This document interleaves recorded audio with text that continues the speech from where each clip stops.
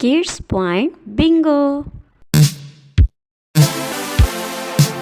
The rope swing, रस्सी का झूला झूलना। संडे को बच्चे सैर करने के लिए बाहर गए। उनका डॉगी किप भी उनके साथ था। देखो अली कैसे झूला झूल रहा है। अली, मुझे भी झूला झूलना है। जल्दी से ये झूला मेरे पास लेके आओ। आहा, बहुत मजा आ रहा है।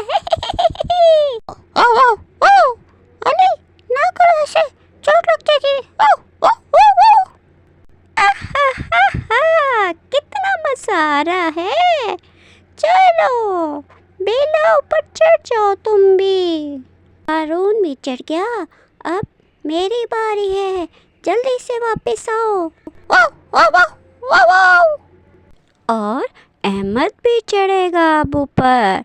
बहुत मजा आ रहा है। ओह माय गॉड, ये क्या कर रहे हैं सब। और तेज करो झूला, बहुत मजा आ रहा है। किप इतना क्यों भौंक रहा है? चलो किप, घर चलें।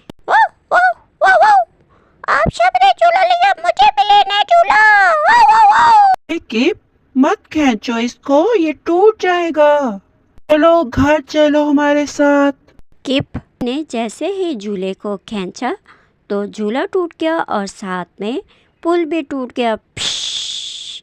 और सब बच्चे उसके अंदर शोर मचाने लगे। किप, हम तुम्हें छोड़ेंगे नहीं।